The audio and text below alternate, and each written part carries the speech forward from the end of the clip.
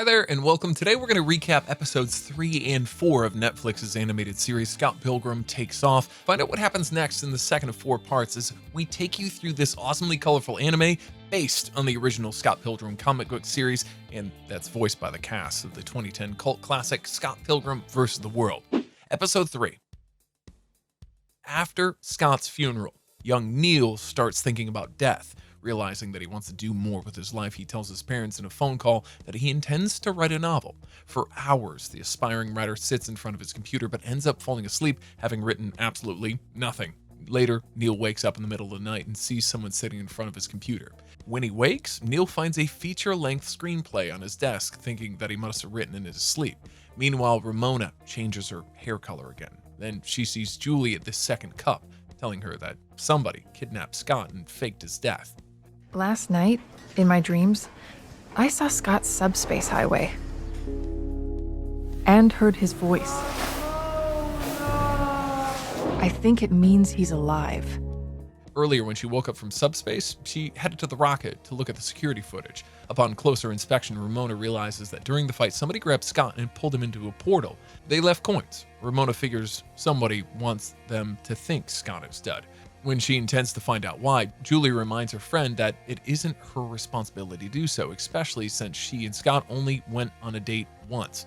Still, Ramona claims it was an amazing date, which the barista doesn't quite believe. As Julie knows everyone, Ramona asks her for the rundown of the major characters in Scott's life. Julie thinks Steven, Neil, Envy Adams, and in a light bulb moment, she remembers Scott's other ex, who's known him longer than anyone. At band practice, Steven worries that if they get a new bass player, they'll make the band worse. Kim suggests he consider Scott's understudy Knives, but the lead singer is scared of change and runs from the room. Kim invites Knives to play something together, and they make surprisingly great music. Steven is shocked, especially when he hears that Knives has only been playing bass for 4 hours. Later, Ramona visits Kim, who's working at the no-account video store.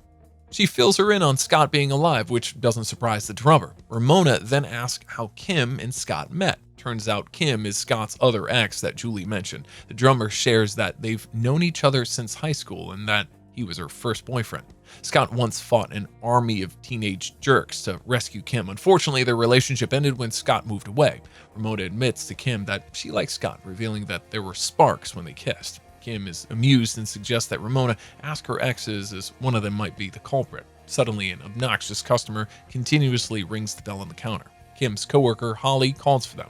To Ramona's dismay, it's Roxy, her 4th ex and former college roommate.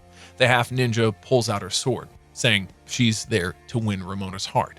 As the blonde would rather fight than talk about feelings, a duel ensues. Roxy Richter versus Ramona Flowers. Fight! Ramona pulls a gigantic sledgehammer out of her bag. They're wrecking the store when a shelf full of DVDs falls on them, catapulting the 2 girls into various movies, and they continue to fight while Kim and Holly watch them in whatever movie they entered from the store. Kim tries to help Ramona by using the remote to put Roxy at a disadvantage, but the blonde manages to get back to the store and destroy the remote. The dueling resumes in another movie. It's then that Ramona tells her ex that she doesn't want to fight, but Roxy doesn't want to stop, being too caught up in her past. The fight intensifies until Ramona apologizes, saying that she was too afraid. Roxy, I'm sorry. For what? For leaving the way I did. Revealing that she only wanted Ramona to see her, but she made her feel like nothing when she left without a word. Roxy accepts the apology, but still wants to win. Suddenly, the plane they're in is attacked, and they both fall out. They enter a dimension of floating things, and to Roxy's surprise, Ramona saves her. Back in the real world, Ramona says Roxy won, and the half-ninja bursts into tears. As far as I'm concerned, you won. College doesn't seem that long ago, but we were pretty immature, weren't we?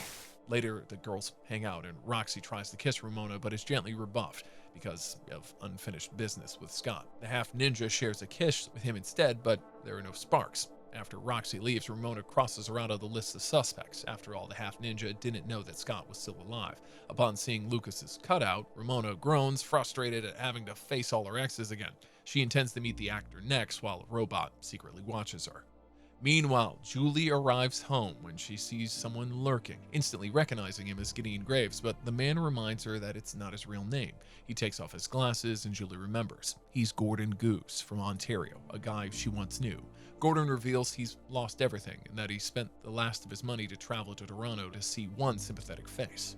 Seeing Gordon cry, Julie welcomes him into her home and sparks fly as he walks toward her.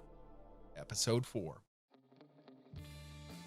Lucas wakes up in his opulent mansion, and the first thing he does is carelessly ride his skateboard through town, performing tricks as paparazzi take pictures and causing serious traffic disruptions. Living lavishly, Lucas shows little concern for the impact of his actions. He receives a call from his agent bearing the bad news.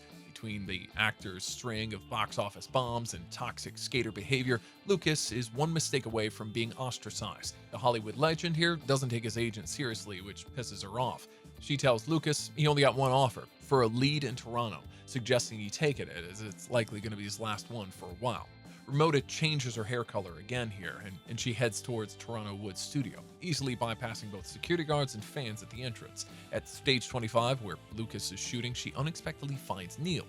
The set looks uncannily like The Rocket, so she asks Neil about it, and he tells her that it was the director's choice to shoot on set. Turns out that Neil is the movie's writer. Momentarily stunned, Ramona is hit with another surprise when Envy Adam emerges, dressed exactly like her. She finds out that the movie they're shooting is called Scott Pilgrim's Precious Little Life. Young Neil, what's the title of this movie? Quiet on the set! Scott Pilgrim's Precious Little Life. Scene 12, take 1. Ramona is stunned that Neil wrote an entire script about a world where Scott won the battle against Matthew Patel, and she wonders who Lucas is playing. Neil drives her to the actor's trailer, and Ramona is horrified to discover that Lucas is playing Scott Pilgrim. She tries to talk to him about the real Scott, but Lucas is too busy having fun with the girl inside the trailer. Ramona bumps into Wallace at the studio lot. He's there to check out the actor playing him in the movie. After shooting the first scene, Wallace heckles the actor, openly criticizing him, and it offends the director, who later changes his mind when he thinks Wallace is a method actor. Impressed, the director hires Wallace to play himself here. You? What's your name? I'm Wallace Wells. Method. Wow. Bold, confident, impressive. I love it! Meanwhile, Ramona knocks on Lucas's trailer again, refusing to leave until they talk. They discuss the script. It ends with Scott defeating all the evil exes. Then he and Ramona live happily ever after. Lucas states the ending is unrealistic, as he's sure she'd move on to the next guy. She tells him that Scott isn't dead and asks for clues as to who would want them to think that. Suddenly, the lights go out and ninja paparazzi appear. Ramona tosses Lucas his skateboard and he uses it to fight. Lucas Lee versus the paparazzi. Fight! Performing elaborate tricks and going through different seats, the actor wields his skateboard like a weapon, turning enemies into coins. In one vicious attack, Lucas breaks his skateboard and is thrown into a studio building. Ramona appears offering to help, but when he's doubtful and a little resentful, they both recall the past.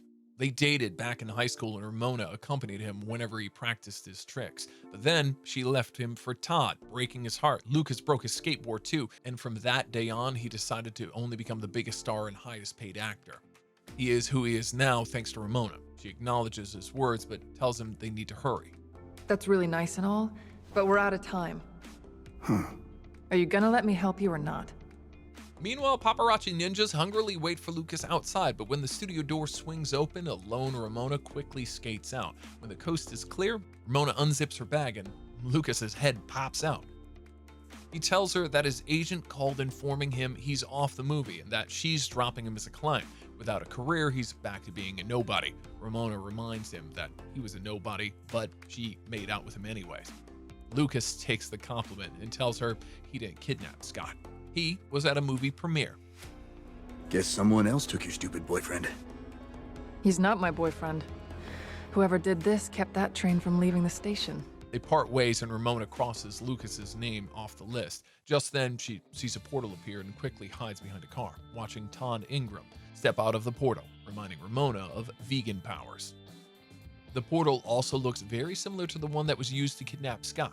Todd announces that he's auditioning for the main role of Scott Pilgrim as Ramona looks on suspiciously. So what do you think of these episodes? Let us know in the comments. Leave it in the comments. And if you enjoyed this recap, please leave a like and subscribe for more. See you next time.